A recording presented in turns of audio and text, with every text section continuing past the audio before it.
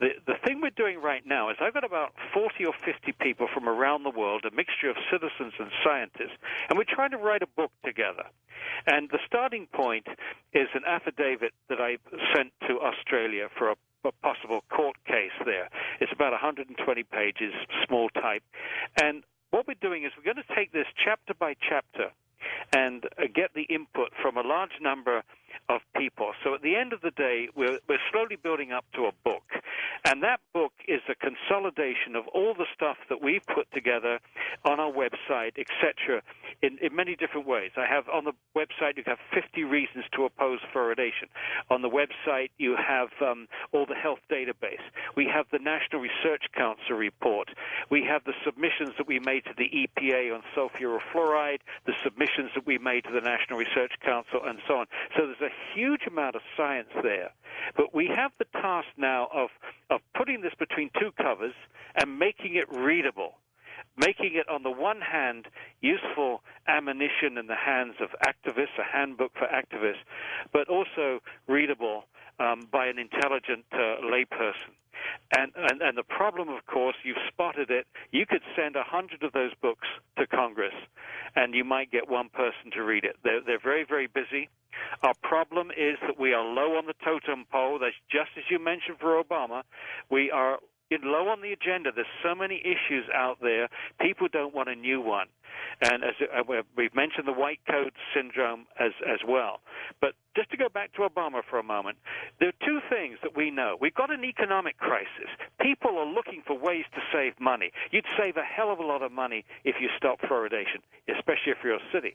Secondly, Obama says we want science back in government. Well, the best way to demonstrate a good faith that you're putting science back into government is to get rid of one of the most unscientific public health policies ever invented.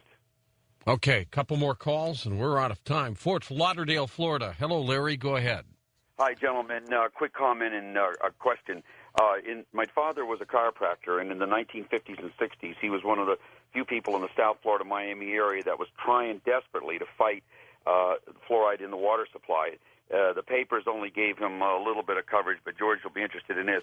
It was the radio talk shows of the day that had him on there that took the interest. They took the lead against us back then, but it was to no avail. They stuck it in anyway, and it's in there till today. My question is this. Is there any way that someone without $1 million lab can run some type of home test on anything that they want, from their water to their asparagus to anything? And the second part of my question is there a specific blood test that can test the amount of fluoride in your body, whether you're allergic to it or not? Can that be tested either way? Yeah, you can measure fluoride in the urine. You can measure fluoride in the blood. Those are relatively simple because we're getting urine tests and blood tests every day, millions of people. So it's just a question of getting the labs to include fluoride in the things that they measure. So that's not a problem. In terms of home kits, yes, there's an iron-selective electrode which will measure for fluoride in liquids. You have to learn the technique. It's not as simple as just shoving a pH electrode in. You've got to do certain things, but it can be mastered, and it's very revealing. A doctor in England has measured the fluoride in the urine of many, many people over there, and it's shocking people to find out how much fluoride they are ingesting in the UK. So, there are ways to do this. I bought one that was about $900, but it is a little tricky to use it. I see this as a new day with YouTube, with the new generation of health-conscious Americans, different from the 50s. They're not taking this junk science. They're questioning everything. And the idea of putting medicine in people's water is atrocious. And I think if people were presented with the podcast of this television show and the stuff from your website, I think these people don't stand a chance. And you know what? They're listening to us right now, and they're formulating policy. And I think they're going to be scared, and they need to be scared because it's coming out of the water. And may I suggest that Hans Christian Andersen would help very much in this. I don't know if you remember the story of the little boy who pointed out that the emperor has no clothes. Well, I can tell you this. On this issue, the ADA has no clothes. On this issue, the emperor, the CDC, for which you get the chain of command to every health department in the country. Every state health department has a dental director. They're getting the orders straight from the center. That emperor has no clothes. Next up, Patty in Seattle, Washington, first-time caller. Go ahead, Patty. Hi, George. How are you? Wonderful. Hi, Paul. Hi there. Yes. Oh, what a wonderful show you're putting on. I think I've waited a couple of years just to hear a show like this, so I could say what I wanted to say about this, and you're exactly on the right track of what we need to do. Now it's just a plan of how to do it.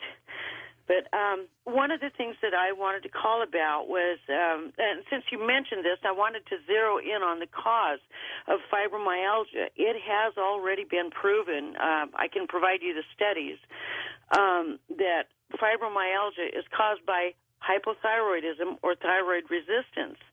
One of the major causes of thyroid resistance is fluoride. There you go. And, yeah, the reason for that is, in physics, there's three halides. That's iodine, fluorine, and chlorine. Well, I think they will find that there will be more causes of this chemical and more afflictions as well. Bill and Paul, we're out of time, but I pledge to you we'll keep pounding away at this, all right? Yes, Thank you, George, so much for having us on. Thank you very much indeed for having us on, really.